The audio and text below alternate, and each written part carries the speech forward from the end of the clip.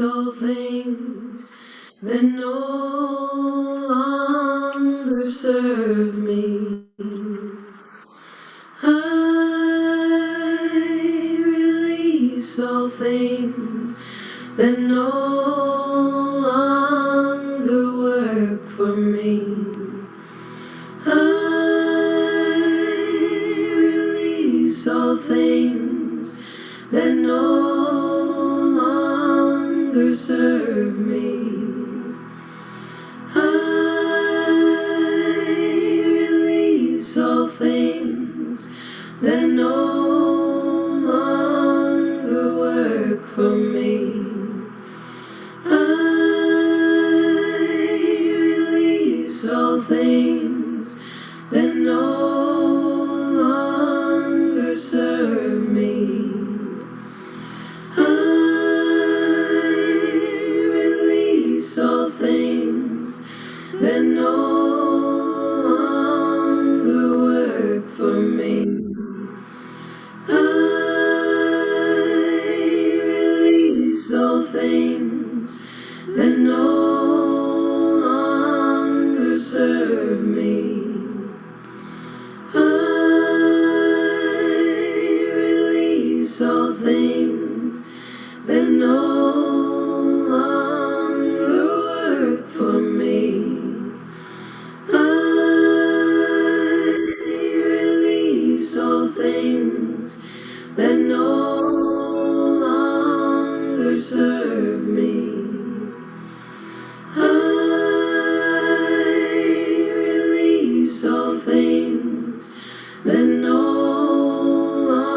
longer work for me. I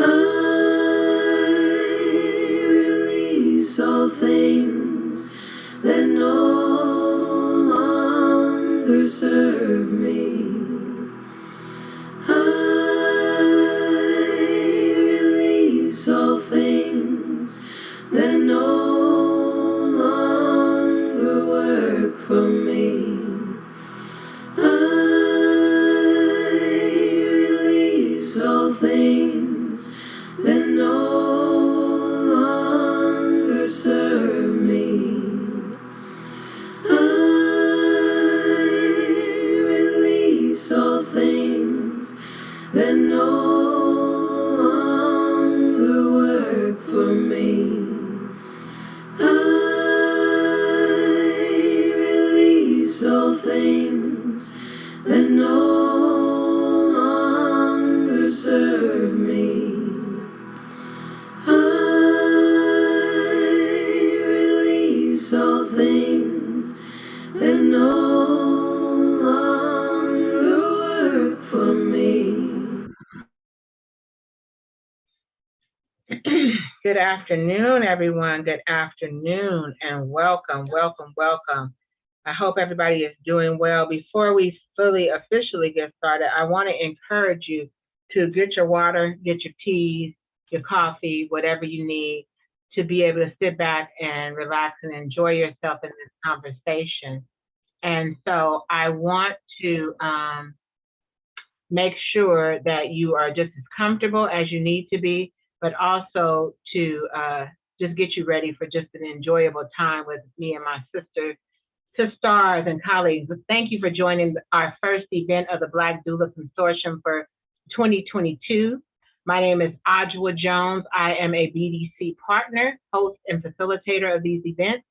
I'm a public health professional, maternal and infant health advocate, a mother, daughter, sister, mentor, and friend that can consistently be found doing the work within our communities to advocate for equity in healthcare and services for many underserved people locally, statewide, and nationally. Just to recap about the BLACK Doula Consortium. The BLACK Doula Consortium is an initiative we started over a year ago, and it brought together community doula organizations from Northern and Southern California and from the Central Valley in an effort to strengthen California's Black Health Equity Network, providing resources to doulas and birthing persons, also raising awareness of health inequities, and listening to Black voices. Last year, over the course of 7 months, from June through December of 2021, the consortium developed 7 online webinars and events focusing on maternal health topics that are greatly relevant to California's Black birthing community. Topics included maternal mental health, preterm birth and infant loss, and stories from many of our mothers and our community members. We encourage you to visit the website of Black Wellness and Prosperity Center, which is at www.blackwpc.org to learn more about the consortium and check out previous events as well as events of the Black Wellness and Prosperity Center. Now, with the support of Blue Shield of California, we, the partners of Black Women Wellness and Prosperity Center, Diversity Uplifts, Inc., and Frontline Doulas, as well as myself, restarted and are kicking off the second phase with today's event, Self-Care and Wholeness as Birthworkers. The focus of this year's activities include providing strategic support for doulas across the state of California and serving as a platform for education, coalition building, and elevation of the Black voice. We will have various events and resources developed and shared with you over the next 6 months. So please bookmark us on Facebook, Instagram, Twitter, wherever you are, and find us and follow our work and our efforts. So at this time, I want to really welcome you into the sacred space and online talk and conversation, Self-Care and Wholeness for Birthworkers. It's going to be our online healing conversation for the body, mind, and spirit. Conversations will include some talks about where we're at in our political spectrum, as well as locally, nationally around Black doulas, our birth workers and doulas being added to the spectrum of work for maternal and infant health care, as well as being able to be funded in doing the work. The importance of radical self-care in private doula practices, and further self-reflection, your time to look within, and awareness about the integral component of community doula work and what you do. So with that being said, I want to take this time to introduce you to a couple of queens that I have had the pleasure of getting to not only meet and greet over the last 4 or 5 years, but getting to spend time and really work with them. And I can tell you it's been nothing but a pleasurable journey, and I look forward to more and more years together. I love to sit at their feet and really hear from them and learn of the work and support their work and efforts. And so without further ado, first I'd like to introduce you to Dr. Saida Pepper Wilson. She is both a licensed clinical psychologist and birth doula. She specializes in multicultural psychology, trauma, suicide prevention, and maternal mental health. She's an advocate for human rights in childbirth.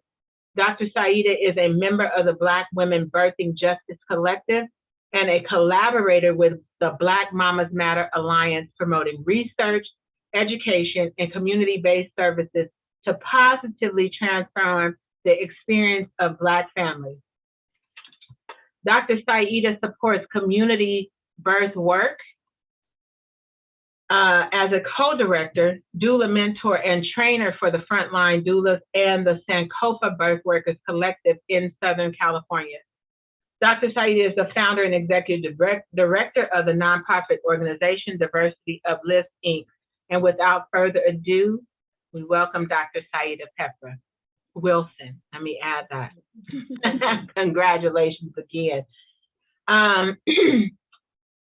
My next queen and sister I want to introduce you to is Kefri Riley. Kefri is a doula, birth educator, women's mysteries mentor, and prenatal yoga specialist who comes from a lineage of birth keepers, preserving the art of the intuitive wise woman. Her foray into the world of babies has its inspiration from her paternal great-grandmother and African indigenous granny midwife from the South. For over 18 years, Kefri has taught thousands of people to mindfully embody the multifaceted experience of new parenthood. She is a certified lactation educator, doula, trainer, and hypno babies, a hypno doula who has attended over 300 births at all major hospitals in Los Angeles County. Her infant classes have been featured in People Magazine, NBC, CNN, and Fox Channel 11 News. She is the owner of several birth businesses and serves as a co-founder and co-director of the Frontline Doulas. Centering the program and mother to, also, let's not forget this. She has been centering the community programs and has been mothering her 21-year-old son, Zen Reign Supreme. Let's welcome Caffrey, Queen Caffrey. Oh, welcome, my sisters and queens. I really appreciate this opportunity and us working together. You all just understand that we're going to flow. Ask any questions that you may have. Just join in with us. Get comfortable. You want me to introduce you? We didn't get a chance to introduce and celebrate you yet. Hold on a second. It ain't complete until we uplift you. Audra Jones, MBA, AIM Prevention Initiative Outreach and Engagement Director. CLES, Public Health Leader, Black Maternal Infant Health and Reproductive Justice Advocate, MBA. Audra currently serves as the AIM Outreach and Engagement Director at Maternal, Child, and Adolescent Health Programs of the Health Promotion Bureau within the LA County Department of Public Health. She is the visionary founding lead of the first AIMCAT in LA County and the co-lead of the SLASB AIMCAT developed in 2018. In her previous role as the Associate Director of Regional Collaboration for SPA 6 with the Whole Person Care Program at the LA County Department of Health Services. Ms. Jones has worked with DPH and DHS for the past 24 years, serving splendidly, I might add, in various programs to improve the health and wellness of women, men, children, and their families throughout the county. She recently completed the Women's Policy Institute Fellowship 2019-2020 with the Women's Foundation of California on the LA County Health Justice Team, and co-developed a doula board motion to improve the health and birth outcomes of Black women and babies locally, regionally, with plans for statewide. She has received numerous service awards. Some of these include the Stratoscope 2021 Impact Makers to Watch Award, the 2021 Sister Circle Honor from Assemblymember Cindy Kamliger, and the LA County Department of Mental Health Service Area 6 Clergy 2021 Outstanding Community Service Award. We are honored to be in your space. Thank you, Audra, for your work. Thank you. Thank you. So, Queens, I'm going to open it up to you so you can share, why this space, why you're here, and we'll just begin to flow thereafter. Well, we would really like to invite all of the beautiful birth workers and participants that have gathered here and chosen to spend this moment of time with us to deeper connect into our intentions for our time together. So we want to root right now into our collective womb consciousness, our divine feminine wellness, and the birth justice space that we are co-creating. Our wish here today is to germinate emotional, physical, spiritual health in our community for generations to come. And we acknowledge that right now we are on occupied lands. And so we do humbly ask for permission from the current and ancestral Indigenous people to gather here today in this evening as we honor the womb intelligence of one another, of humanity, and of the original mothers and forebearers. So I just ask that we have a moment of pause so that we can honor the original ones, your own intentions for this evening, your own prayers you wish to set forth into the space of wellness. We'll take a moment to pause here.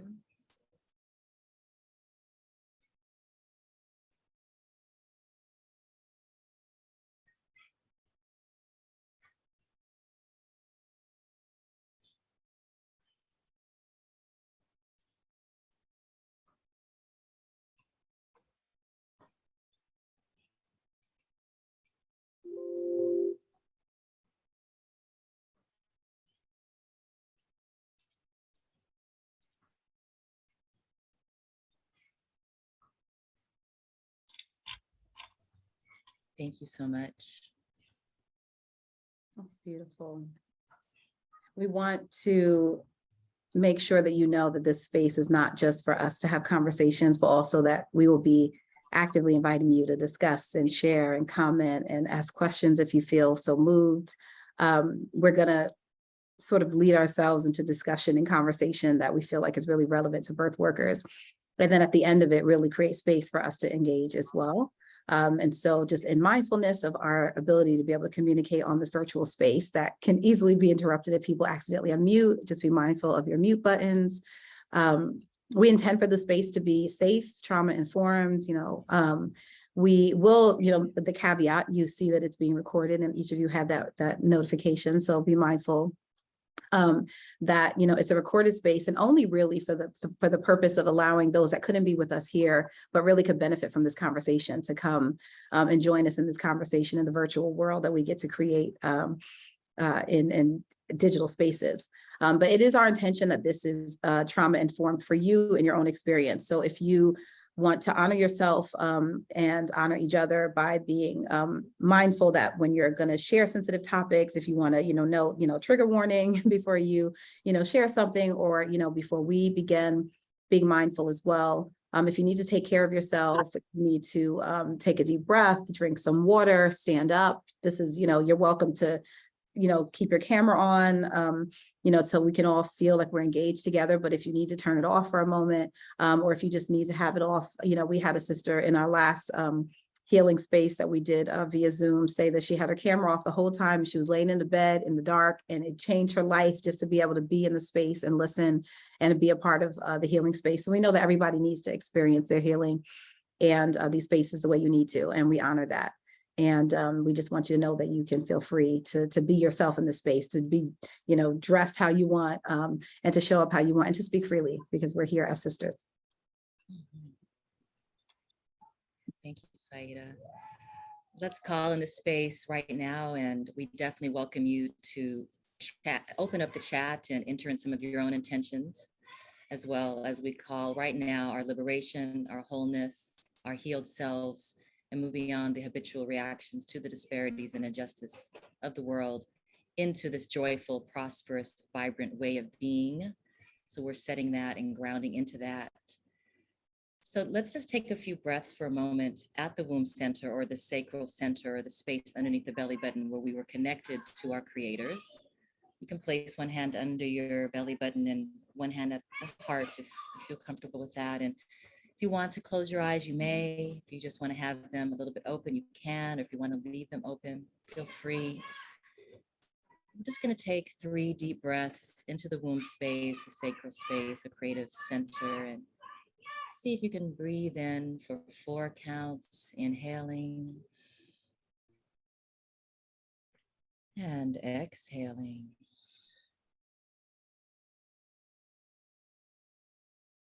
Keep on deepening the breath.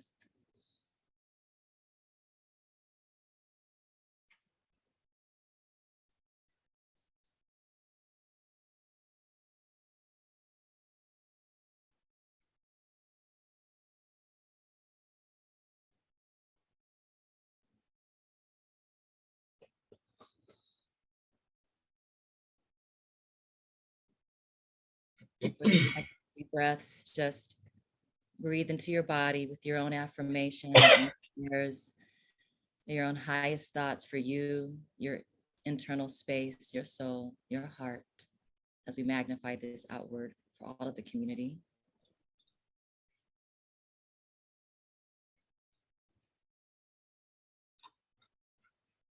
We invite you now to enter into the chat your own intentions or prayers for today, anything that's come up for you that you'd like to share, any new mysteries or the science of the day, any ancestors you'd like to call out. Please feel free to use the space in the chat to do so. We'd love to hear from you.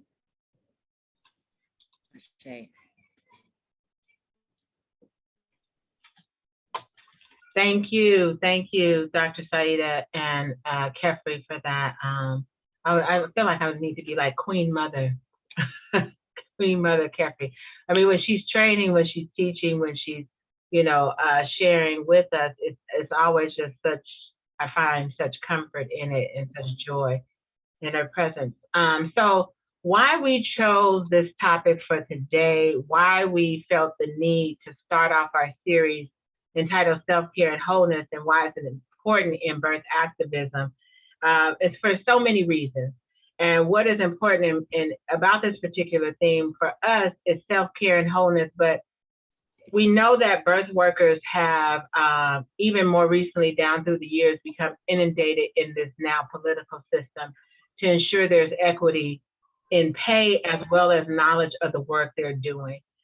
We have really, the many of us here and some of you on this call and some that are not present have really had to get really involved in spaces and places just to almost, I almost feel like saying, prove your worth, right? Prove the value and the necessity for doulas and birth workers. But we want to be able to ensure that you're supported. So we know there's strong considerations about how much you're paid and all the additional stresses of doing that work.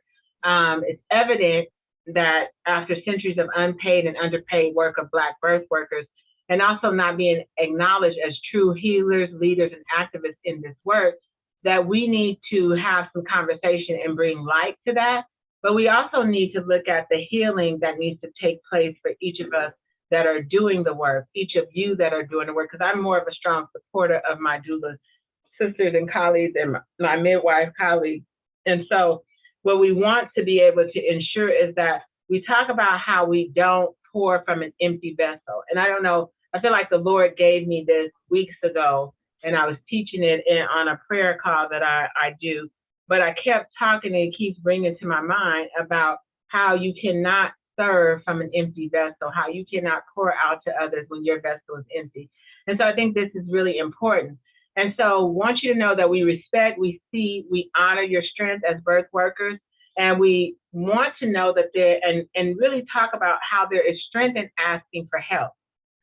We may bring up in this conversation the challenges, unpaid or underpaid work, being the primary financial providers or breadwinners in your family, how to balance that, parenting and birth work, how to balance, have that work-life balance as well as, being out here in the trenches doing the work, and what balancing work life and breath work should be or could be for you.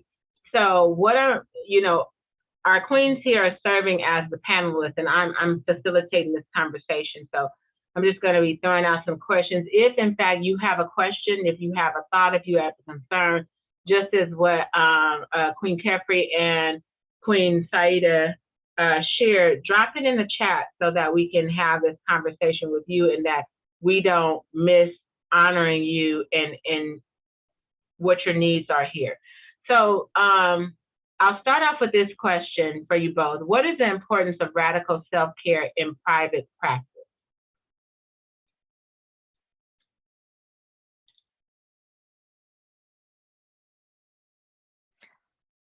I'm saying that Kefri should go first, since Kefri's been in private practice for decades. Yeah, my son is 21, it's almost 20 years. That's bonkers. Look, first of all, we doula one another. Audra, you are a queen doula for doulas. You doula the doula, and so we need one another to continue this work. And for me, radical self-care, when we use that word radicals, because we're using our presence alone is such a radical force for change in the birthing environment. As soon as we step into the room, we are the force of change for cultural competency. We're the force of change for that one person's particular birthing experience, which can affect 7 generations to come. So we have to really remember that just our presence alone is revolutionary. And so when we step into the space, others around us, the nurses, the doctors, right, they're having a reaction to our presence. And so if we do not give complete care to the self, to the soul, it will have a big impact, not only to the birthing people that we're serving, but to all of those that we're coming in contact with during our practice. And sometimes when we come into these spaces, they're not safe, they don't feel safe. The harm that we may see that our clients are having, we also are experiencing that harm ourselves. We might have come out of a particularly challenging day with our child. My son had asthma, so sometimes I'd be in the emergency room with an asthma attack and be on call for a birth. Now, so how can I pretend that my needs are less than my client's needs, right? That would not be true under God's grace. We are all beloved, right? So when I made that shift into understanding my meditation practice, my prayer practice, my ancestor veneration practice, that's what works for me. Everybody has their own thing, whether it's your nutrition, your physical fitness approach, whatever it might be for you, had to be centered. And it's basically by surrounding myself with beautiful beings like you see on the call today and who I'm looking at, who are here present and why you're here today, is how I did it. I did it with the remembrances from my sisters, with the dedication that I decided in order for me to seed myself was the only way I'd be able to continue into the 19 years that I've been serving.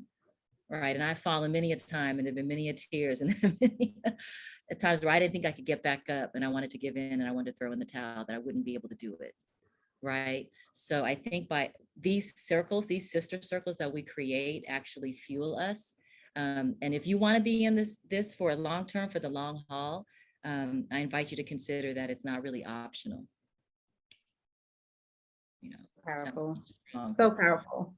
So, Kefri has, primarily been a full-time birth worker, in her private practice. And in my work, I have always had another job, a full-time, typically 9 to 5, or I was in school. And so for me, having radical self-care in private practice has been a lot about the balance between work life outside of my doula and birth work. And so I'm just curious, for those that are here, if you know how to raise your hand, so in the reactions, you can not raise your hand, but like put a thumbs up, let's say, if you're a part-time doula, like if you have a job and you do birth work. I'm just curious how many people in here. So I see a hand. Okay, a couple. And I know it's keep putting them up as you figure out how to do that. Or maybe everybody's full-time. So, okay, so that was 2. So is everybody else here okay, I see 4. 5. All right, so it's like 5 folks that are saying that they are, have workforce and birth work. So is everybody else full-time birth work? So put a heart if you're a full-time birth worker, just so I could distinguish it in case you were trying to. Okay, that's sweet. So that's helpful to know. I'm an educator at heart. Both of my grandmothers were teachers, and my father is an educator, and my mother. And so I'm always like assessing the room, like where are we at with who's in the space. So that's helpful to know. And so, for me, being able to really communicate clearly where I was working, how valuable my work in birth work is, and how, if I'm on call, that means I need to have that like non-anxiety and peace of mind to know that I can leave when I need to leave. And that for me was actually a lot of self-care, because anxiety tends to be where I need to do care for myself, is to like manage feeling overwhelmed. But also, separate from managing like the work balance in that way, and we'll talk more about that, I'm sure, as we go. One of the things that I have found, interesting, particularly as a woman of color, as a Black person, having served both Black, brown and otherwise, but a number of white families, that there's a culture for some people when they hire a doula that we are a servant to them. And I mean, even the term doula means servant. And so that there has been at times an expectation that people think that I'm not going to sleep, that I'm never going to rest, that I'm not going to take a break to go to the bathroom, that I don't need my own sip of water, that, anything, right? Like I don't need self-care, that I'm fully, for the entire time that we're in this process, which for me has often been 24 hours or so, that I am completely at their whim. And I think it's been really important over the years for me to develop my own sense of self-care in the process of doulaing. So monitoring that I'm going to the bathroom on a regular basis, and I'm giving them water. And every time I give them water, I drink water. And every time that I am checking in with them on something, I'm checking in with myself. I come in with a full force of snacks for myself, right? I'm prepared to care for myself. I have money for the vending machines if I need to go out. I have a plan with them that if we go past 12 hours, let's say, and we're not like imminently pushing a baby, that I'm going to find a way to take a break so that I can rest in my life. Sometimes that's been a car, sometimes that's been their home, for like straight private practice where we have that kind of relationship and they live close to where they're birthing. And obviously if they're birthing in their home, then that's easy. But really being mindful of what I'm going to need and presencing that with my clients and in the surrounding. And just knowing that it's okay for me to do that, because for many years I didn't have that sense of self, starting off in my 20s, that I could take time for myself. And I think that that's something that Black women, we tend to need to work out for ourselves, that we always get to do that, but sometimes it takes a while for us to realize that. And in birth work, it can be a little bit more challenging because the heart's in there and there's this sense of our duty. And so That for me is the radical part of the doula part, is that you matter while you're serving as well. I mean, I we're like- mirroring an example, right? We're setting, if we are here at the birthing ceremony and the rite of passage for a person who's going to become a mother, for the family to become a father or a parent, we have to mirror how to take care of the mother in order for them to know what's right. Because if we've so deeply desecrated the sacred ground of motherhood, of parenthood, of caregivers as being centered and uplifted in their human rights, right? And we're reclaiming that right now. How can we be a mirror if we aren't doing that for ourselves? And let them, I just tell clients that, you know, I told them, I'm a single mother and I'm able to serve you, and you can see how fly this business is, and you're going to get the results you want, all this dopeness you want, all this dopeness. Okay. So I'm going to take a break. I'm going to walk around the block right now, you know, Right. and I'll come back. Excited to build on what you're saying as well, is communicating that in your information about when to call you during, when, you know, making sure they understand the stages of labor and being able to have family and friends during early labor, knowing when to call you, when you're going to attend them at home or at the hospital for active labor. Now, what does this look like? And building up their self-esteem and what their own body's abilities are to do, so they're not heavily leaning on you. Right. You know, they birth their baby, we are their sacred witness. So Right. how can we, you know, activate that within them so that now we're all co-creating and they're not leaning on you like in that servant capacity. We're deconstructing, you know, a colonized framework of servant slave. We don't want that no more. We're here to activate each other. Right. The support system, that network, right? And helping them. I really love what you both shared. And I go back because I think in terms, I was having this conversation on yesterday at another presentation, and it was with the district attorney's office, and they had all of us coming there to share about our programs and cultural stigmas, right? Demystifying, really addressing those cultural stigmas. And one of them is this strong woman stigma that we just have to release on, right? We have to ensure that we're not held to that, because that was from our foremothers, right? They had to possess the strength. And many of us still have to do that today in a society that is racist, that is traumatizing. Trigger warning, that is, you know, killing our young men and women. And you're looking at ways to find strength just to survive, right? You're looking at ways to find strength on the job when you're not being promoted, when you're having to, you ask people if they were part-time doulas or full-time, when you're having to have multiple streams of income. I take my hat off to Queen Kefri, who has been able to do this work without, you know, I'm not saying that you didn't have to, but you created multiple birth worker opportunities.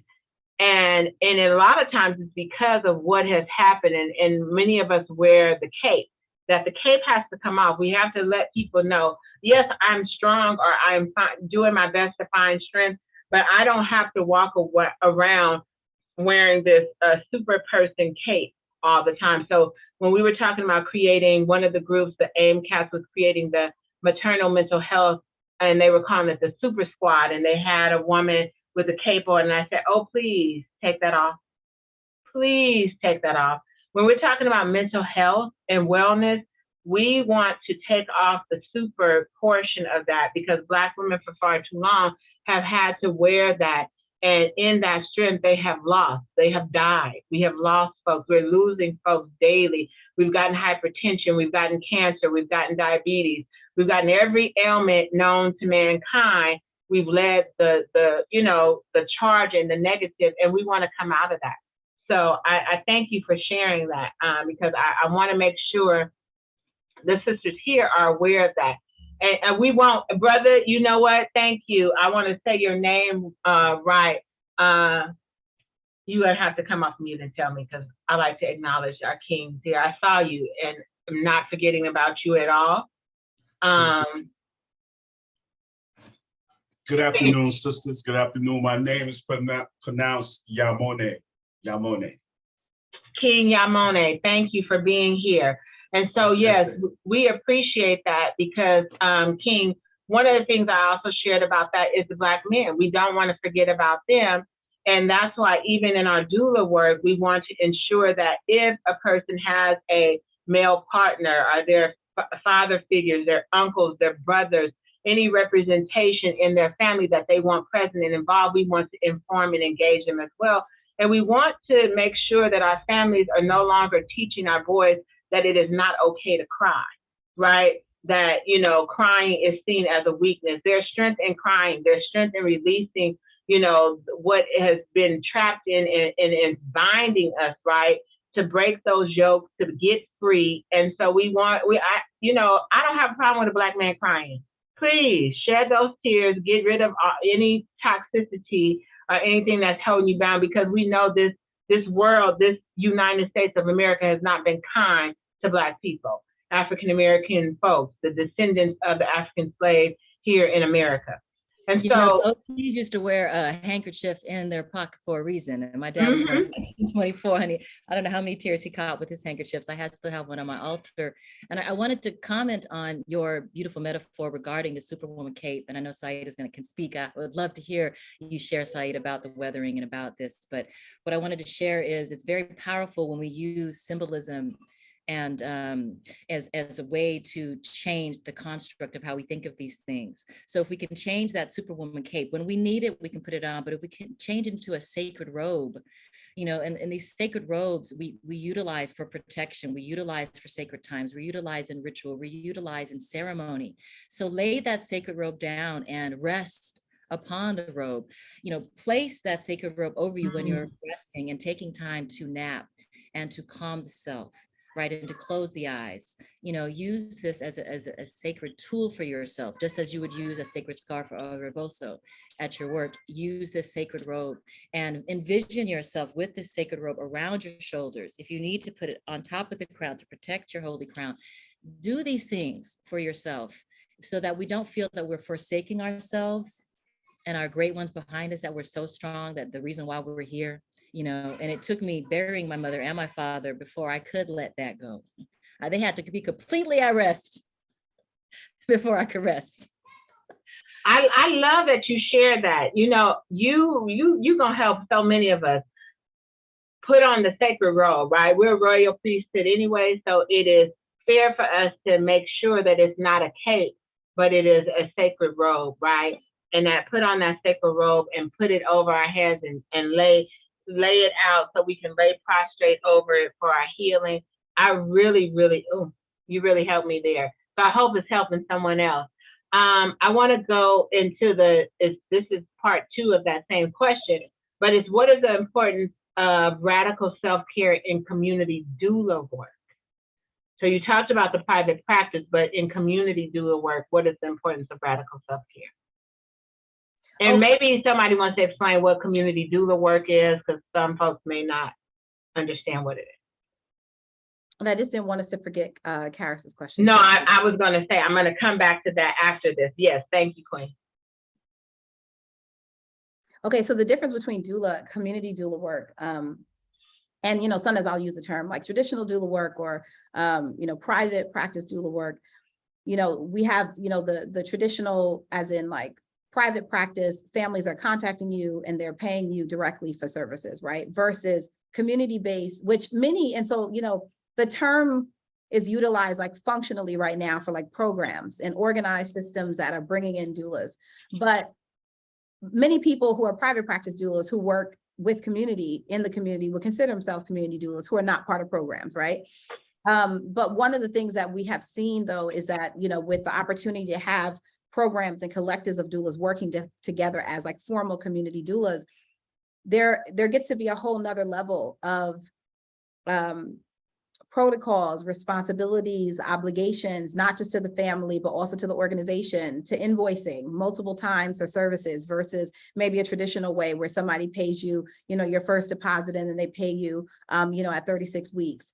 And other things that really come into working specifically with community that have higher social determinants of health potentially, because if they're needing to access you for free through an organization, it might mean that they would otherwise not be able to afford it, which might mean they have other social determinants. They might have low income, they may be single parenting, they may have, multiple points of lack of access to things that other private practice clients might have. So oftentimes a private practice client that hires a doula might also get massages. They may also have chiropractic care. They may also, have a nanny or housekeepers, right? And so not always the case, but we know, those of us that work at different levels of doulaing, that we see various aspects. And so it does put a different level of toll on us to community doula, right? To really focus directly on the hardest hit, the highest underserved, those that have the largest disparities.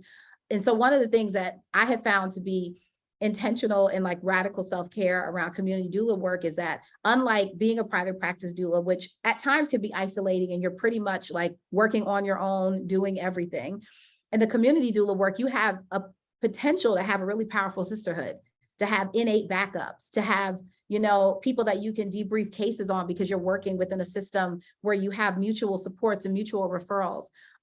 You don't have to rely only on your experience to be able to serve people. So sometimes, especially for the newer doulas, you might, or other birth workers, you might be in the beginning of your practice, and even if you work for 10 years, you may see a client with an experience that you've never seen before. But to have other people, 10 people, 5 people, 15 people, with their experiences, Kefri and I, we usually will start off our talks with Frontline and say that we collectively have over 35 years of experience, because the two of us put together get to have all the experiences of our lives to talk about and consult and share with the world and our doulas who we mentor. And so you get to have that in a collective. And I think that engaging in that sisterhood is a part of the radical self-care that I feel like is really powerful for me. I like that. Kathy, you want to respond as well? Well, right now, see, I feel my heart just expanding, right? And so this is when we connect with one another. And I think that we have been challenged with COVID and with the barriers that this technology, because, part of what's so powerful when we gather together is we release oxytocin. Just by looking at one another and hugging and smiling with one another, we release that feel-good hormone that counters the cortisol, right? And we know that about our clients, that just a little touch or our voice can soothe, and we can regulate with one another when we're so deregulated around all the systems that are causing harm, and just our personal environments and just our own mental health histories. I mean, we come here with our own, potentially with our own traumas and with our own woundings. And I believe that part of the radical self-care, and specifically in community doula work, is to seek the help that we often advise our clients, is to make sure we're getting the mental health wellness practices that we deserve, is to unpack some of our father wounds and mother wounds and collective wounds and tend to them in the way that your spirit is calling. Do not ignore them, because when we go out into the community, when you're going to see things that you maybe never wanted to see or wanted to accept to see that are happening, you say you want to do this work, and then you get on the front line of this work and you realize, I'm hurting. That was hard. I don't know if I could do this again. How can they? And you get real and you're angry and you're rage. But what happens with that? The cortisol levels spike, right? Our addictions to food, our addictions to sugar spike. Our self-care and our self concept can fall. So I would love to hear in the chat, because we've all struggled with this. We struggle with this all the time. That's why we're here creating these conscious spaces, so that we can find healing, especially when all of you who are called. And I know there's some really incredible doulas who are here on this call today, have to take care of themselves and their families too. And maybe this is a way to segment back to Karis's point. I didn't want to lose that point, but it's up to you, Audra, whatever you feel. I agree. We're going to definitely segue right back to her question. I was just going to add on to what you were both mentioning, and Kefri and I, along with several of the other AIM community doulas, participated in a great training, a trauma-informed doula training with Loomis Transforms and Income. And so I think that was really helpful, like you said, doing it together and in this sisterhood, and having that type of knowledge to be able to support and have conversations on like our experiences in the birth work space, our experiences as individuals, what has been traumatizing, when are the times and spaces that we need to heal. I think that's really critical. And, I come from the background and believe that two are better than one. So when you pair up, sometimes I may be in a weakened state, right? And I need somebody to step in and do that work, and I can step back, and vice versa. It can work that way. I want to get back to Karis' question, Karis Joy, and I want to make sure, even you can come off mute, make sure we're saying your name right. I see you all the time in various spaces, but I do want to make sure. It's Kairos, and I'm Kairos Joy. Thank you, Queen. Love you y'all every week, and I just want to say it is such a blessing to be in a space where we are healing and not fighting against forces that cause harm. Like most of the time when we are gathered, we got on the boxing gloves and the sacred robe and the Vaseline ponytails and the whole like the bail money under the mattress. We have all the stuff usually when we're gathered, and so this is really, really refreshing. I thank you for that, and it is also a pleasure to be with you. And this is what we wanted to do. We wanted to make sure that, because we're constantly in this, work and battle to set the tone and get our ground and get our space and ensure that you are in space so that we can support Black mothers, Black birthing people, support, fathers and our infants and children. But, there's also a time where we got to step out of that to look at where are we and what do we need to do to make sure we're okay. So her question was, how would you advise managing family members who may not appreciate our time away while serving birthing families? I think that's an excellent question. Well, I want to start with, the children, because for me, that has been, when I came into birth work, I mean, I was, I've had the call for birth work just naturally and was doing it before I was a mother and when I was young without even knowing it. But when I had my first daughter and had a doula and just went through my own birth experience, I was like, I must do this for life. Like, I must do this. And so since they were born, they've been at births and a part of my birth work, which I think was helpful because they grew up with it always. But one of the things that as they became more, verbal and, why am I leaving? Oh, I'm on call, so I've got to disappear at Chuck E. Cheese and, you got to go home with auntie.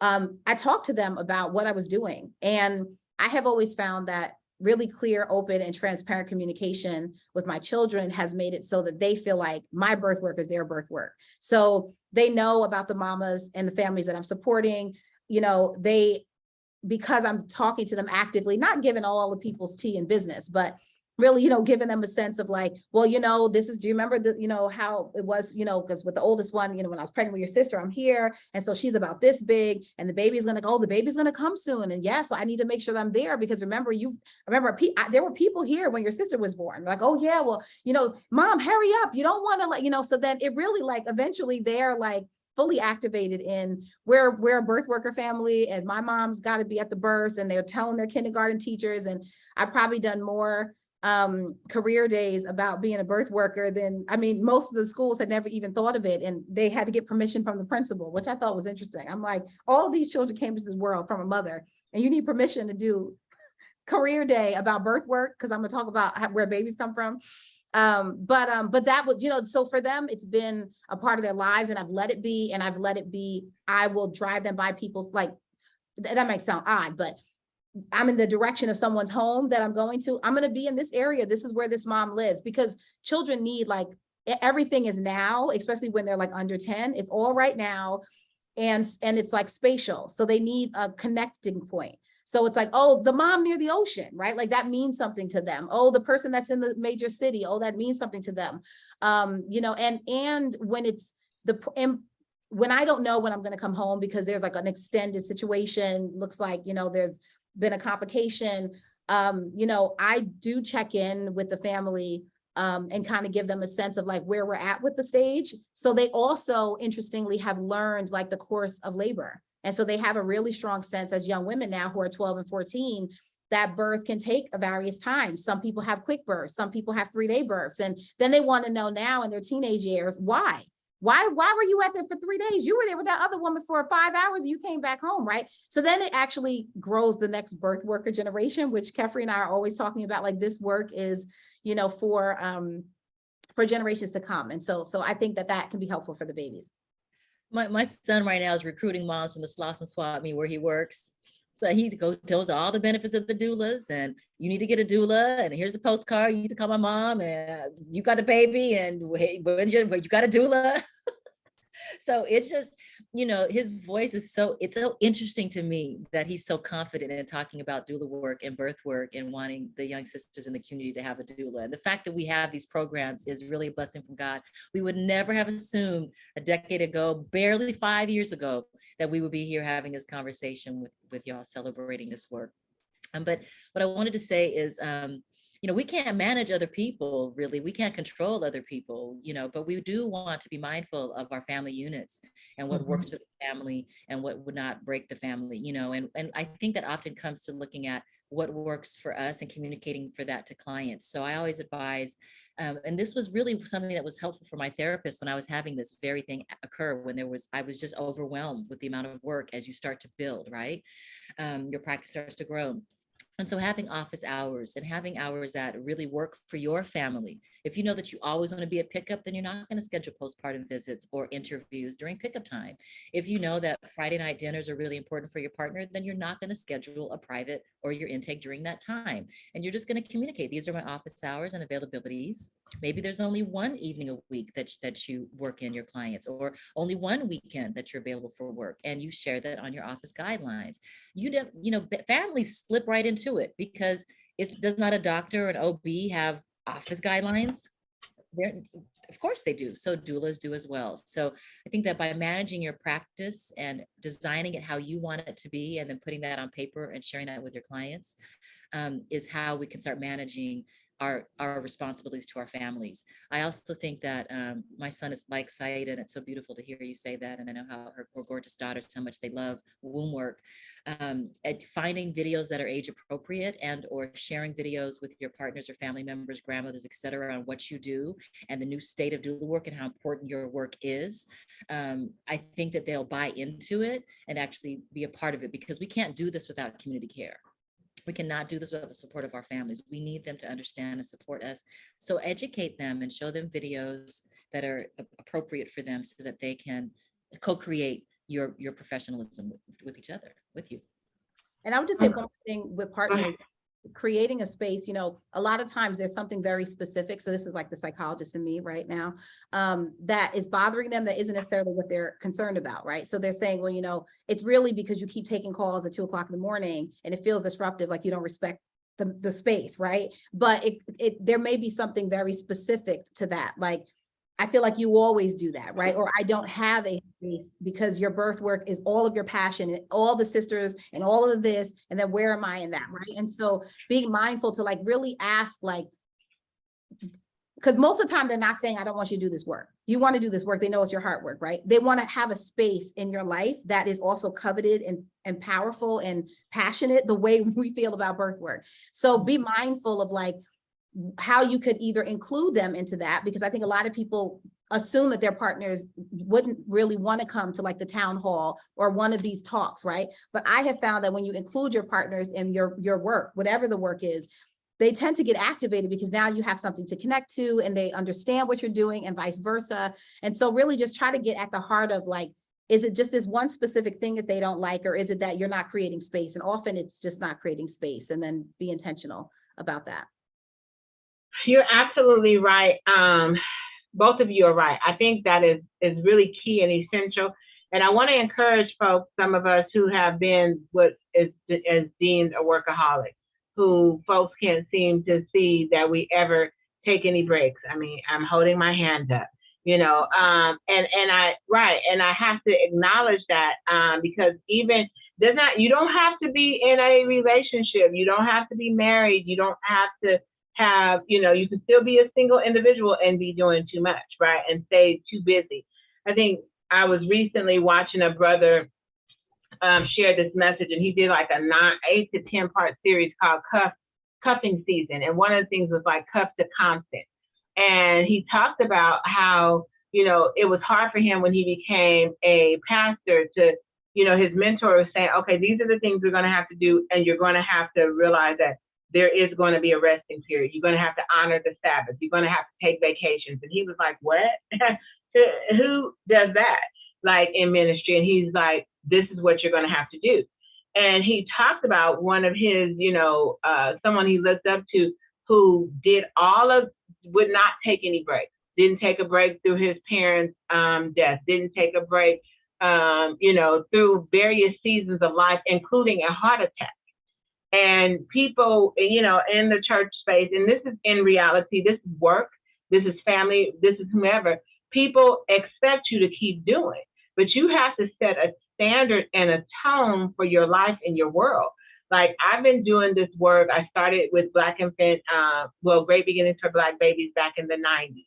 And I would take all this stuff around. So my daughter and my baby brother and my whole family knows all that I do. So they'd be like, are you still working over here with Great Beginnings? Are you still doing this? Can we refer here? You know, my brother and daughter knew to share with their friends about condoms. And because I had all these, you know, materials around. My girlfriends knew, like, ask these questions. But even my daddy, he was like, my daughter does this type of work. Are you still doing this work? And they'd be referring. But you're right. People, your family wants to know that you have some level of commitment to them too, right? And so we can't serve at the expense of, and people have done it, at the expense of their own families.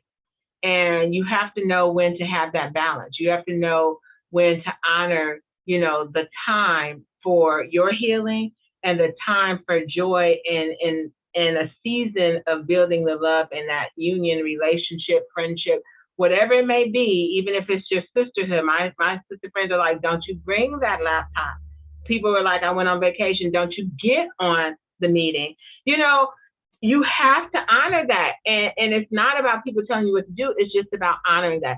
So folks, we want you to know we set the time for an hour, but we plan to continue the dialogue. So if you can stick around, please join us, because now we need to flip into this conversation about what are some of the self-care practices, right? We started out with, you know, what is it? Why is this radical self-care important? And so we just laid some of the foundation. And, you know, we might not get through it all. We might have to have a part 2 of this because it is very necessary. Kefri? Yeah, that's what I wanted to know. I'd really love to have some engagement from the beautiful folks that are on the call with regards to what would you like us to just highlight for these last moments that we're here. We're not rushing off, so we're going to be here, and we really want to welcome and invite you to stay, but feel called to do whatever you need. But what would you like to hear about? Do you want to hear about creating time for healing, or community practices, spiritual practices, or physical body practices, mental practices? We'd love to hear if there's a way, why you joined here. When you read about self-healing and wholeness, put it in the chat so that if we can address it, we will. Otherwise, we'll continue on with some of the ways that we create time for healing. And I'm wondering, do you guys find it hard to find this time? Is it very easy for you to find? Okay, I see Raquel. Right. Yeah, I see. Queen Sean said, yep, chant. It's like thumbs up. Let's keep it going. Wakanda, sister, queen, mother, grandmother, intern, and colleagues said, creating time for healing. This is like, you know, I thought no one worked more than me and many of you, but schedule it. So you schedule it. Is that what you're saying? Yeah. Okay, perfect. Just like any other healthcare. Okay, yeah. So are folks scheduling it, like putting it in the calendar, like setting aside the time? Who still needs help, by a show of hands? Who needs help with really creating that time and sticking to it? Okay, good. Brother Yamona, it said, King said, I want to know so much. I want to incorporate spirituality, restore my energy, and meditation. And okay, you're doing it daily. Okay. Peace. I join because I'm a Black woman in numerous collectives. Ooh, in my area, and need this coming together as a part of my self-care. Well, you're welcome to this space. Stick with us, join us. We'll drop in, you know, where you can find us on the daily and through this consortium. Felicia, definitely. Okay, some do well and some not so much. The institutions and systems often create the need for healing, but the responsibility for the healing, Dr. Desjardins says, falls on us. So how can they support our sustainability reparation style? I joined to better understand what can and should they be doing for us. Well, I just want to say something about that, because when I read it, I thought about my father, and he always says this to me, that you should never expect anybody on the plantation to help you figure out how to get free. And so when I see that, like, yes, the institutions and the systems which were created for suppression do not believe in healing and wholeness, and have systems set up so that you run like a rat until you're exhausted, and then you die early so they don't have to pay for services, and then your kids join in, right? Like, that's the system. So, And then they bill you. you said what? I said, and then they bill you. Right. And then then they pay your kids for whatever you owe them. Ooh. Couldn't even afford to live, so you were in debt. I mean, the whole system is right. It's a shenanigan. So I think what we really are centered in, which really feels liberating and empowering, is that I am sovereign and I get to create my own healing and create spaces for healing. And the rub is, how do I do that, right? And like figuring out what it looks like, where I'm standing in my life, to have more sovereignty, to have more inner peace, to have more self-determined spaces. So I'll say, like, I used to work in a prison, like literally, for 6.5 years. I woke up 5 o'clock in the morning, did the van pull, put my stab-proof vest on, went through the machines, gave them my purse, got scanned, walked a mile to my office desk, and ran back and forth from prison to prison as a psychologist, right? Like, that was my life. And that was a highly regimented, restricted lifestyle. And even in that, I was constantly thinking, okay, how do I make this space a sacred space? I had dream catchers in my office. I had sacred totems in my space. I had essential oils in my space. I put sage around, and if I couldn't burn it, because you couldn't burn stuff in the institution, can't bring in lighters, can't have fires. I had sage sitting in plants like it was just like, rubbish, right? Like people wouldn't even know what it was. Even though the natives, they always knew. They come in, they'd be like, I see you, like, which was always sweet. I woke up earlier, even though I had to get up at 5. I woke up, if I had to wake up at 4:45 and did a 15-minute meditation. Like, I was like, I'm gonna have this day. The sun is not gonna rise on me, where it's gonna just, I have to run now. And on the days where I wasn't able to do that, I saw a big difference between giving myself 5 or 15 minutes of my time. Taking breaks. If you work for a job, there technically is a break. Lots of people don't take it. Black people take the least amount of breaks that jobs offer among any population. Take the breaks. One of my sister friends, they were talking about, give them an honest 8, just 8, not 10, not 8.5. If it's supposed to be 7.5, because you get a half an hour break, go into your car, like, find ways to take the space. And if there's nothing else, music can transport your whole mind and spirit. And so have playlists like on deck. Somebody will get on your nerves, I have a playlist for that. When I need like to calm all the way down, I got my playlist to calm down.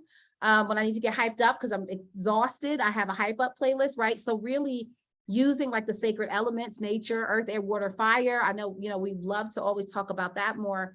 But know that you can find a way to own it, even in those institutional spaces. And let's, create more spaces like this so we can talk about the strategy of that. And, you'd be surprised what, this idea of space from a metaphysical perspective is very relative as well, right? Space and time, you can bend space and time. Right here, we only have this moment. And so what can we create in this moment? I think we should acknowledge that just joining here today has been a part of our self-care practice. Even when we might have been tired, even when we don't know if we have enough to give, we show up and then we're filled. So just acknowledging that you agreed to come here, and hopefully this has filled some part of our self-care that we needed. I think that when you take a moment to set your timer for 3 minutes and close the eyes in prayer or meditation, that by just doing that, you have created more space. There's more space now to come. Just by doing it and sticking to it, somehow it carves itself out. And that's one of the practices that breath work and meditation does. It actually manifests and creates more space in your life, but you just need to take those 3 minutes initially. right? And breathe into it and visualize into it and set your intentions into it. I really always credit much of my success as a birth worker, and it was all hard earned trust. But with the meditation practice and the visualization practice, that it seemed almost impossible that I could be a single mother and attend the births and be a yoga teacher and all the things that I was doing it seemed impossible. But yet it wasn't, through the grace of God and through the grace of spirit. So I think that that's one of the most important things, is taking time to tend to the spirit. And usually it's just by setting a timer, whether it's 1 minute, 3 minutes, 11 minutes, and soon enough you're sitting 20 minutes. You know, I'm really into nutrition. I have my organic cherries and grapes and waters and teas. How are you planning your nutrition around your self-care on a daily, even if that's just 1 day a week that you commit to a better nutritional practice, so that you're using colors of the fruits and the vegetables to actually activate you. When you're going to birth, like Said had said, what are you packing in your birth bag for you that is nutritional for you? This gives you energy. We forget to feed ourselves in a way that is invigorating us and is healing us and is cleansing us. And this has a big effect on how we attend our births. I also want us to recall and remember the use of simple things, you know, like water, and pouring water for the ancestors, or in spaces where you're using like the flower oils and waters, and using that to reset your energy and your auric field. There's really simple things that we can do that only take maybe 60 seconds. And I think that we can just try to not judge ourselves with the amount of time, but reaffirm the successes that we're having right now. You know, so I wanted to talk about that a little bit. And Audra, you know, somebody had said they really wanted to go into some of the physical body practices. And I don't know if you guys can hear the kids screaming and hollering, but they have no time taking care of themselves. And I'm like, they're not even in your house. Those are Right. Like, I don't know, but they're playing. So let's go into physical body. One of them is play, and having time to play and having time to dance in the mirror and setting the music so that you are dancing. One of the ways I would do that is on the way to births, I would play mantra music and chant and pray on the way to births. And that became such important therapy for me. So dancing is very important part of your physical body practice. Nobody needs to see, nobody needs to know. It can be just for you, or it can be community circles. Napping. Another practice that's aligned with napping is yoga nidra, which is a deep rest practice. You can find all those videos on YouTube. Or the nap ministry is covering reclamation through rest, reparations through rest. And I also wanted to ask anybody, maybe you could put it in the chat, how many of you guys have blackout curtains here? The curtains that you can get that actually black out the sun. So I want to know how many people have them if they do. As a birth worker, you might be up at 1 a.m., 2 a.m., 3 a.m. And so therefore your melatonin cycles are shifted, your adrenal axis is shifted because of the way that we're attending births. And so there are higher levels of certain female reproductive health issues that come with doing night work. So one of the ways that you can address your self-care is to have blackout curtains, so that when you are sleeping and getting the rest, you are actually going into a deeper sleep. So no red lights from your phone or red lights from TVs, and the curtains that actually block out the sunlight, so that you can reset your hormonal axis. All right, and that resets your immune system. So that's a really, really important one to want to bring up. And I'll close this section, Saya and Audrey, if you wanted to add, with water therapy and essential oils. So utilizing your own bathtub as your sacred ritual space with herbs and essential oils, and even just intention. You don't have to have anything fancy. You can just set your intention and hand it to the water and bless the water before you go in and release that birth that you just attended, or release the argument you just had with your 15-year-old, you know, who's talking mess. So yeah, I'd love to know, how's everybody here with reclaiming the rest? I'd love to hear in the chat. Are you guys getting more naps in recently? Are you closing your eyes more? Are you sleeping more? Depends on I'll just add real quick as folks drop in the chat. I think it's like critical for like me, people would be asking this question, they're like, what is one example of self-care? So for me, bathing every day, like I can be in the tub for hours, and that might go into the wee, you know, hours because I'm in there and I'm reading. Like I may be reading something that is, you know, not intelligent at all. And I'm okay with that, because that gives me time to check out of what all that I've been tapped into. So, you know, I like urban fiction. I just sometimes like to support various folks, and I read. And I'm a big reader. So I'm not, you know, I'm in a book club. I'm not committed to having to read, something intellectual all the time. But it's my way of healing me. It's my way of taking a break. I also noticed that, like, I went on vacation and I'm at this Essence Music Festival, and you will realize you can do things that you didn't think you could do. Over a 5-day period, I walked 40 miles because it was simpler to walk than to try to wait for a Uber or cab and get around. So I just kept walking, dragging knee and all, constantly putting arnica on my knee and, handling my business. But I realized, and drinking my water, I realized what I can do. So I think one of the things we really have to reflect on is, like the sister said, setting our intentions on what's our form of healing, creating the circles. Like, I'm a part of Girl Trek, but I realize I might not be able to get with Girl Trek sisters. Maybe I get with my doula sisters and we're just going to walk. We're going to take a walk. Some of you mentioned about being the only Black person in these spaces. Well, if there's spaces where you can invite some other kings and queens to be a part of that conversation, and their birth workers are involved in this reproductive health work, like Anyema is on here from Black Women for Wellness.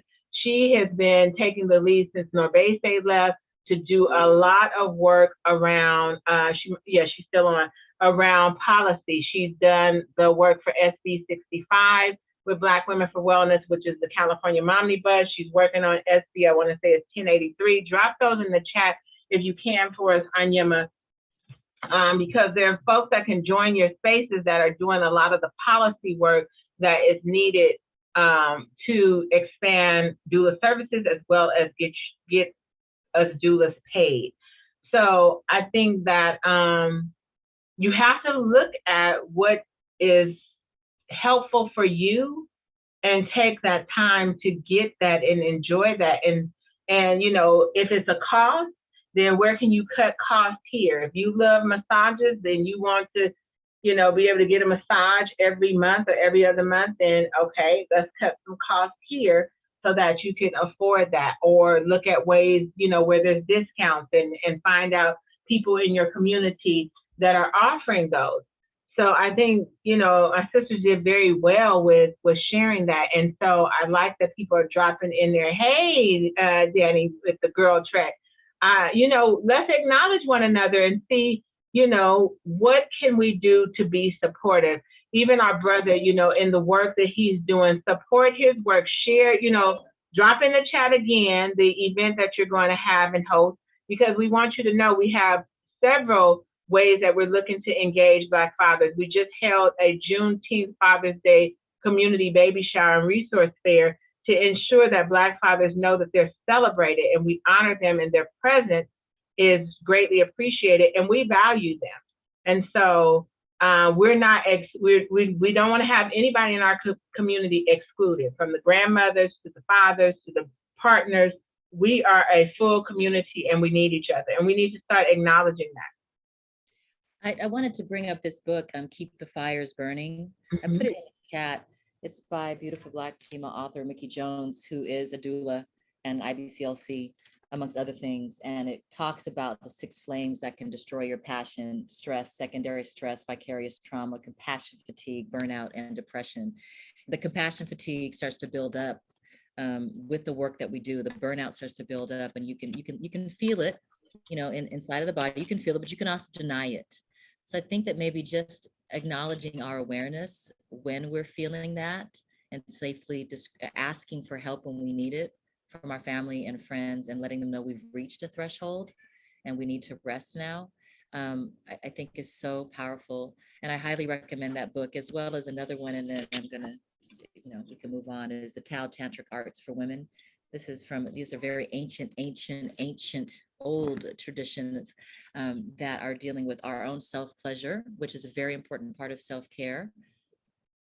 That's something that we don't like to talk about, but you need to. Let's talk about it.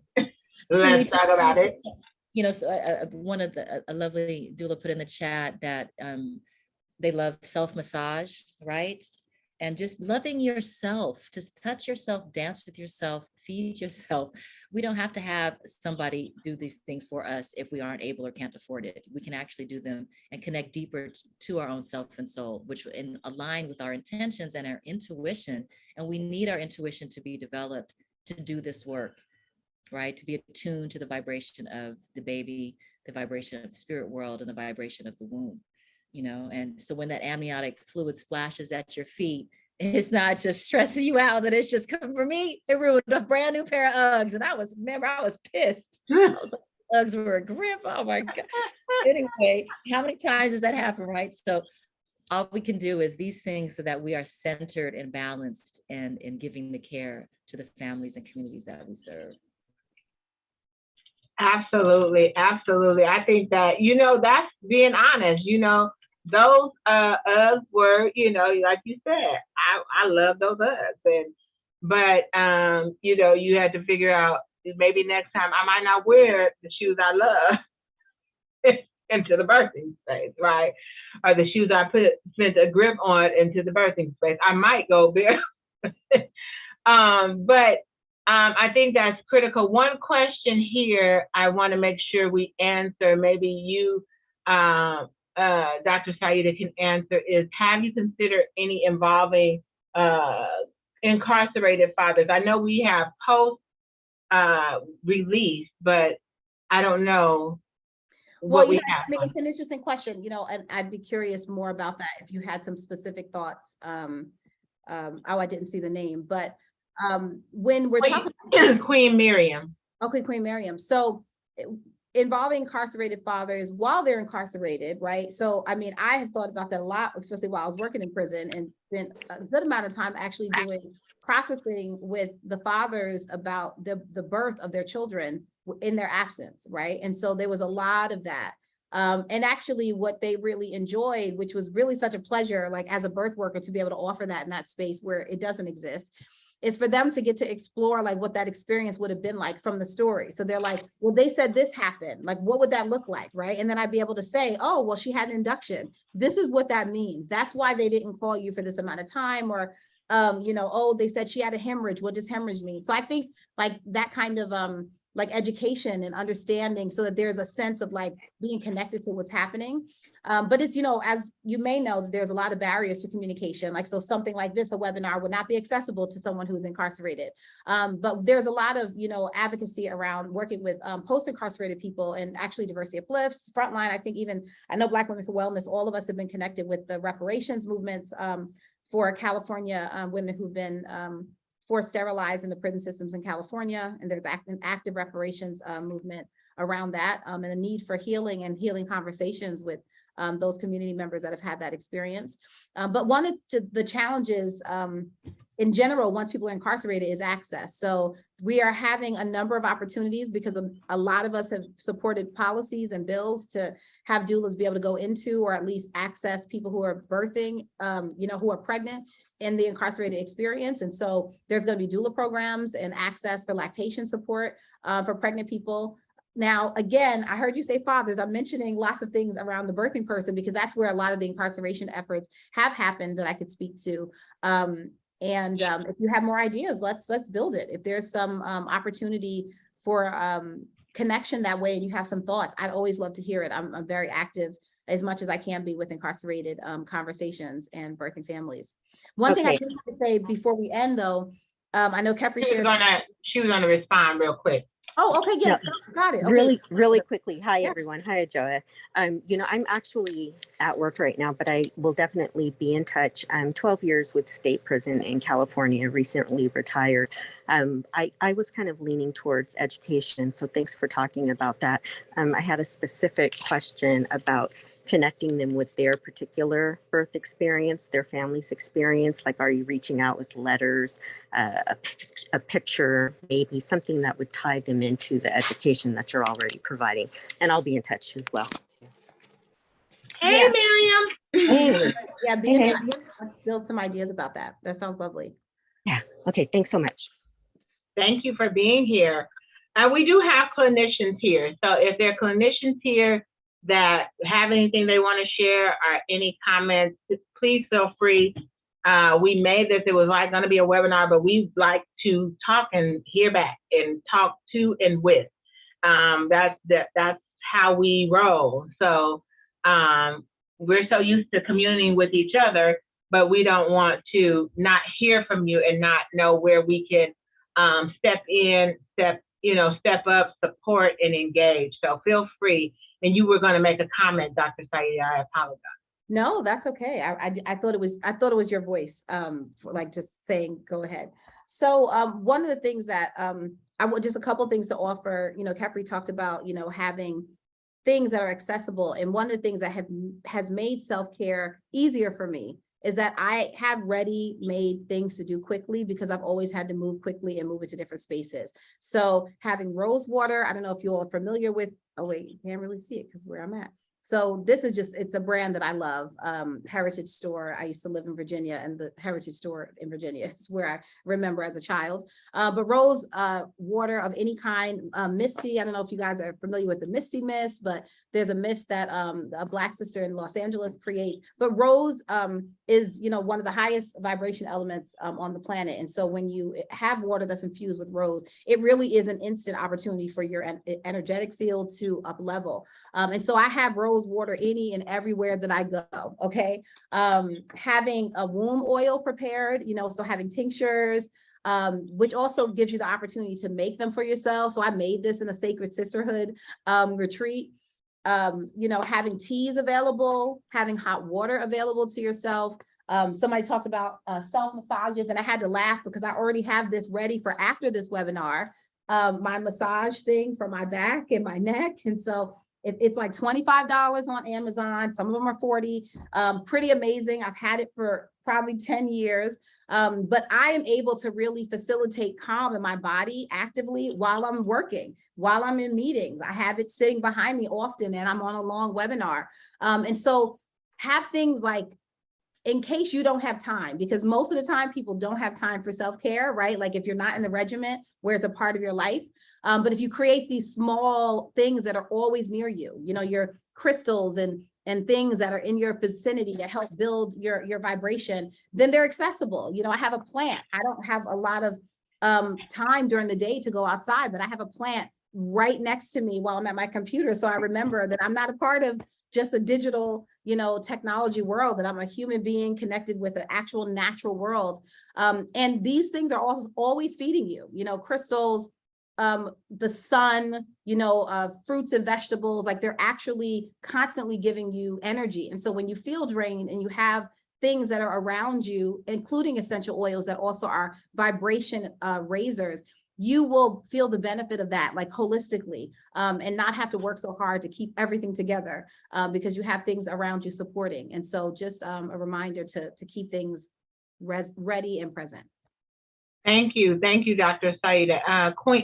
King, your hand is raised.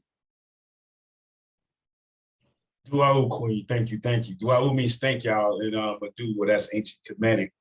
But I like to say that I enjoy being here, and I have to be honest, as a man, real man, as a man, it's a little overwhelming to know what I'm about to step into, but at the same time, I'm very excited, because especially when we talk about the aspect of spirituality, people may call me a witch, a warlock, they may call me a shaman, but the practices of self-care is what I want to incorporate, particularly with the traditions of African people. I'm Cameroonian and Congolese.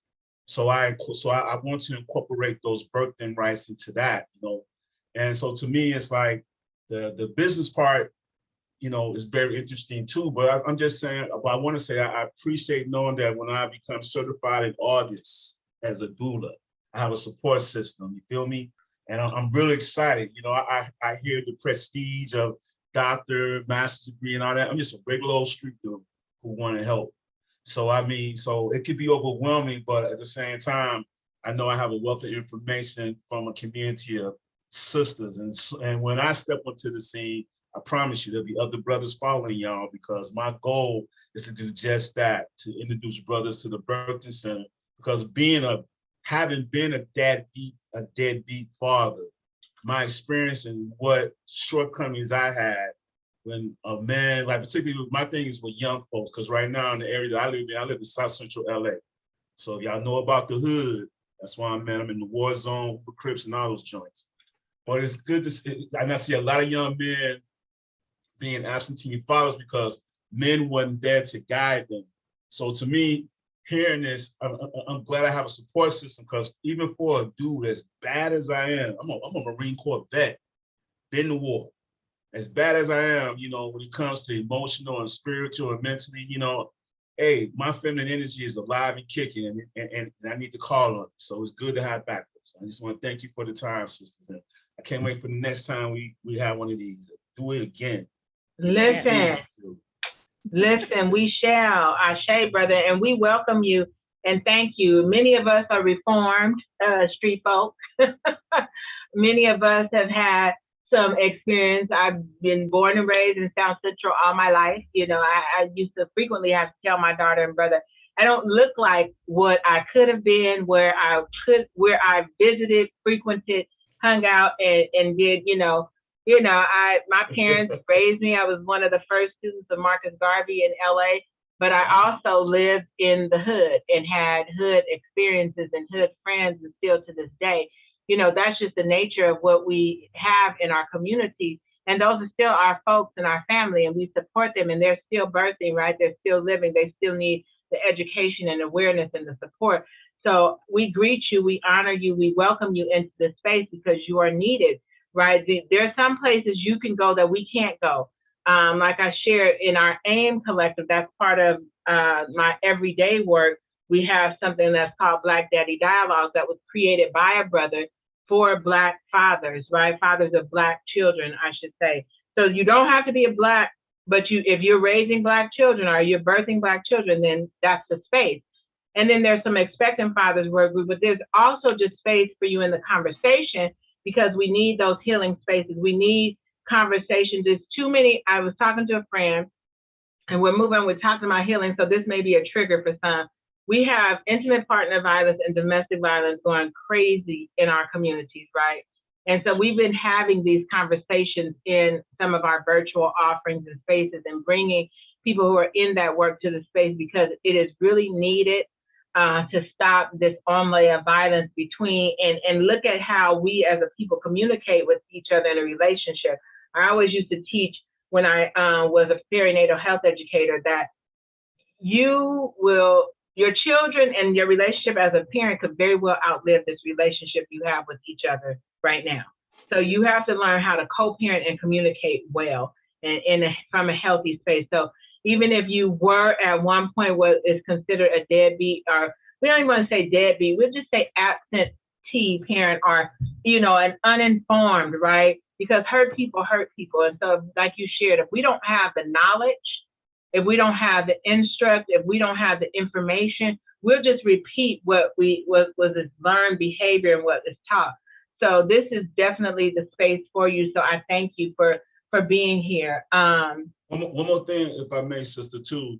My concern, though, too, because my concern is I want to work with same-sex couples, particularly gay men who want to surrogate, and then from political work that I used to do, being down there, I hate saying Skid Row, but downtown LA, I seen a lot of, a lot of pregnancy down there. And I'm wondering, as far as doing work with that, as a doula, do we always have to charge it? Could we do pro bono, or like do we limit ourselves to that? Always do pro bono, but we just trying to get y'all paid.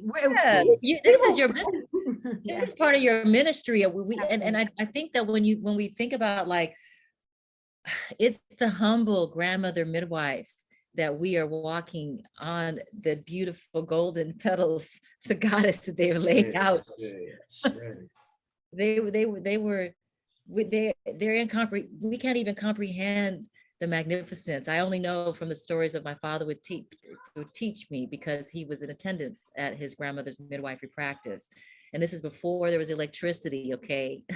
She was the first Black woman to have a phone in the South. I mean, they had nothing, yet they had absolutely everything. And the pot was always boiling and bubbling, and there was an infinite amount of beauty in the beautiful red soil that she grew her vegetables in, right? And there was always apples and blackberries, and there was so much prosperity because we still have a connection to the earth, to the land. So it doesn't matter what we've been through, is that you are there for the birthing people you choose to be there for. You have the wealth of that lineage. We have that collective wealth, all of us do, you know, and so just operate from a full cup, and with that powerful presence, you never have to charge because the blessings come from above. But we want to pay you. We have an opportunity to advocate for the wages that are equitable, to increase our wages and to develop ourselves professionally and to stand in our prosperity and our wealth consciousness. We always will. Yeah, because I know that to put borders on a set borders, you know, particularly I just, you know, I just want to know, I don't want to feel guilty when I have to turn somebody down, you know what I'm saying? But I always want to help because my passion is for those who fall through the cracks. But no, I see where I live at, it's a whole stroll, excuse my language. It's a stroll, you know, and I see girls out there, you know, and it just bothers me that, well, you know, and being from Chicago, you know, I grew up in Chicago where I seen that at. So, I mean, you know, and I grew up in the South of Mississippi. When you talk about, you know, I was born at home in Mississippi, 1965.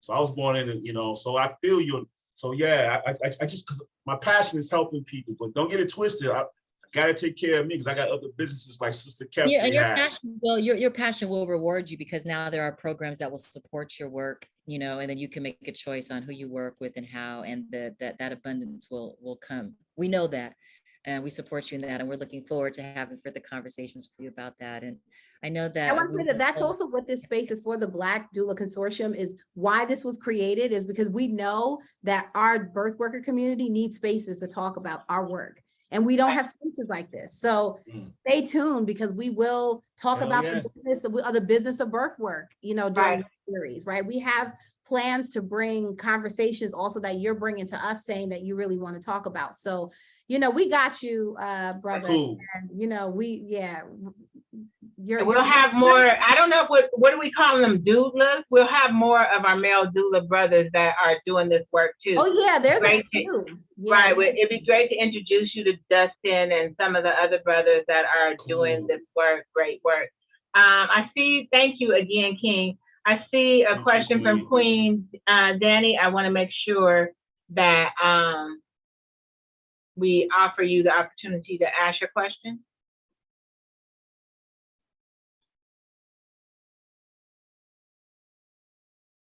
Was your hand raised, or I don't know. I saw Danny's hand raised. You just popped off the call. Okay, I must have dropped off. Okay, well, to come back, then we'll handle that. So I know we're like over time, and we do want to get to a place that, like, if there's any other questions, if there are thoughts for like, oh, okay, coming back. If there are thoughts that are, you know, what do you want to talk about the next time? I know also, Queen Danny, are you there? You want to ask your question before I take on, I don't know if Dr. Tasta or Nurse Adisa has something, and then we'll get ready for our wrap up. I'm sorry, I have my sound went out for a second, but to the brother that's on the call with us, what I've learned to do is, for my clients that can pay, I'll take a portion out of their doula payment, and I'll put that as a reserve for my clients that, like, I service pro bono. So that way I have money for them. And like, sometimes, like, if I have a reoccurring client, like, I let them know, like, in confidence, hey, just to let you know, like, your payment, like, helps someone else. And then most of the time it makes them, like, really happy. That is lovely. That is a great idea. Nurse Adisa also put something in the chat. But I like that idea of what you shared, Danny. It's a way to do it. Most of us have been doing pro bono work all of our time. I just shared with somebody, I volunteered with an organization for 26 years, and I recently told them I don't have no more free work right now. So after I've already served my time, so I deserve to get my pay if I choose. So and Nurse Adisa made the similar comment that Dr. Tasker made, is that about healing, and she was saying, thank you for being here, and I thank you for joining, because we want to look at how the healers get healed. It's the same conversation of physician, heal thyself. You are still in that same position. So if you want me to say it, Birthworkers, heal thyself. This is the way in which we have to do that. We have to acknowledge and we have to support each other in those healing spaces and not be traumatizing to each other. I'll share this and then I'll pass the mic to my sisters. One of the things I'll share is that sometimes you go into spaces, and my daughter shared this with me over the weekend. We went into some events. I'm not going to name the events because they were still very fruitful. And she was like, you know, some of us be acting so funny with one another. And I think we all have to stop doing that. Just because someone does not work in that same field as you, just because they could be straight off the street, they may, you know, be, you know, what we deem as not having the degrees, or they could be, as my brother shares, straight off the stroll. I don't care. I brought some friends to a Higher Heights brunch. One of my friends had on some booty shorts, and she had on her jacket. Is my sister friend's friend, but she's a new friend of mine, and she had on a jacket and her bra and her boobs. She had them all out, and her little pasties. And so what? She could still vote. So you want her to vote or not? We have to be realistic here. Like, we don't have time to be shaming one another and being ignorant towards one another. We are on a mission and we have so much work to do. So I don't care how you show up. I'm going to love you anyhow. If you're talking about however you serve, whoever you believe in, I believe in the Lord. I, you know, support and represent Jesus. I'm going to do what he said. And that's to love. You know, the example that he showed was in love and decency. Anything else is inappropriate. And so, yeah, booty shorts at the polls, whatever it takes. They mad at the senator for twerking to try to get votes. I'm not mad at her. She was on the beach on vacation. My booty shorts in the bushes before I went out, so I'm not one at the front. Okay. I had to hide booty shorts. Trust me. Okay, so let's pause to the pause, Sister Joy. I know that we have to, yes, it is. Twerking is self-care. Twerking is self-care. I mean, you see those, I don't know, I seen on TikTok the twerking pregnant moms, and they all, and several of them, water broke right there, and they, you know, have, you know, if you can move and you can dance, you can birth. So, you know, in the birth work, we like all of the movements. Yeah. Right. So that's all to say, let's do better together so that we can support the healing. If I welcome or invite you to a space, everybody should be kind and loving to one another, right? And not re-traumatize so people don't feel welcome in that space. And so, yeah, just want to make sure we do that. Yep, yoga, all of that. I think that's a good way to circle and close the circle, because we opened up the circle with our intentions. And I think absolutely having a mindful moment to close the circle with kindness and love, and the intention that we'll take this wisdom and self-care and just commit to one new thing, you know, in the next 10 days that we can do to love ourselves even deeper, so that we can bring that love back to all the women and families that we serve. So I'm so happy that we could all be here today to be and commune and to celebrate. And I'll just asking in the chat if you want to drop one new thing that you will do so that we can secure our intention and have closure to this circle, the sacred circle that we've been here today, engaging and uplifting. Thank you. Are you going to close us with breath work? I will do our closeout conversation, and if you want to close us out with breath work, because I know you have another appointment, and then we do want to wrap this up, but we do want to invite you all to come back again. We'll have more. I will say this, I want to thank Kata. She's been on mute. She is like our super queen executive. I don't even want to call her executive assistant. She is a part of this BLACK Doula Consortium. She has done such amazing work to keep us on track, targeted. She puts out so much information. She is of staff on the Black Wellness and Prosperity Center. We want to thank her founder and executive director, our sister, Shantae Davies-Balch. She wasn't able to be here today, but she is a part of the BDC.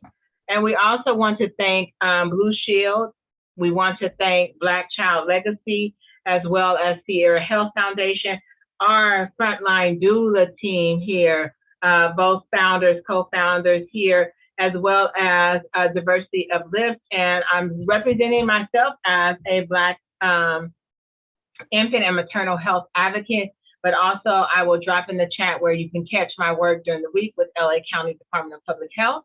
Though that's not my representation today, but I'm always representing. And just know that you can catch up with us and definitely be a part of our network and learn more about what we're doing because you're a part of our net worth. All right, peace and blessings. Thank you again for joining us on today. And thank you, Queens to Stars, for leading us in this self-care and healing for not just ourselves, but our community.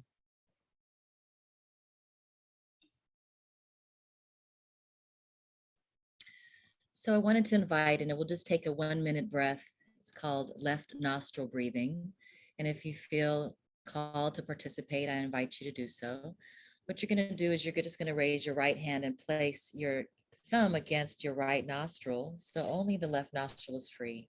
If you wanna close your eyes and you're feeling safe to do so, go ahead and do that. You can also have them 1/10 open, or you can keep them open, or you can change that throughout this 1 minute. Now, the left nostril breathing is a yogic tool. So just slowly start to breathe in through the left nostril and breathe out through the left nostril. And as I'm talking, you're going to continue that breathing. The left nostril is for the left side of the body, the feminine side of the body, the moon side of the body, the receptive, cooling, intuitive, flowing, guided side of the body. So as you're breathing in, we're just balancing out from the heat and the active and the beingness and the decision making and the doing and the executing and all the things that are along with the right side. We need both the masculine and the feminine. But for this last minute, just breathing in slowly, a cooling breath through the left nostril for 1 more minute.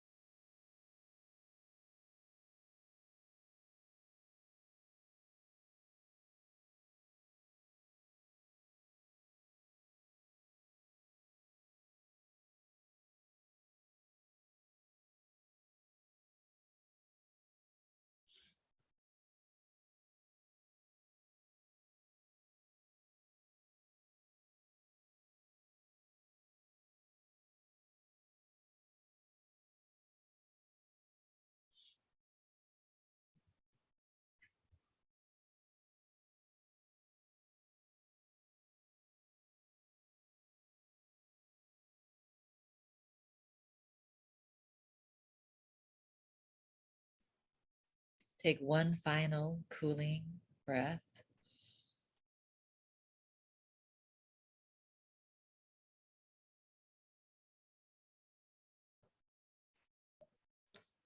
You can release your hand and just feel and sense what you're feeling internally, feeling the air around the body, the higher intention of our health and our wholeness, entering through the crown, top of the head, and a cool shower just raining down upon our entire beings in this beautiful intentional space we've co-created together. Being aware of where you're sitting, feeling grounded,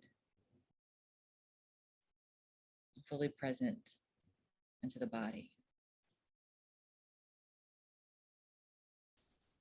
As we bring this session to a close and multiply our blessings always. Thank you, everyone, for your presence. Thank you so much again. You are all greatly appreciated. Make sure, I believe everyone put their information in the chat so you can follow some of our work. Black Wellness and Prosperity Center blackinfantsandfamilies.org, Frontline Doulas. We all shared our information, so you can find us there as well. And again, we thank you. We'll be sharing this so you can go back and watch it again on the Black Wellness and Prosperity page as well. I believe Kata may be emailing it out to attendees. However we can do that, we will make sure you are able to get a copy of this. And we look forward to seeing you again in the near future. Peace and blessings. Blessings, everyone. Peace and blessings. Thank you. Uncle Jasanu, life, prosperity, and health to all the queens in here. May the ancestors guide you to remember that you are an individualized expression of the all. And I mean all, the blend of male and feminine energy. Thank you. Ashe King. Ashe. Blessings. Peace and blessings. Peace and blessings.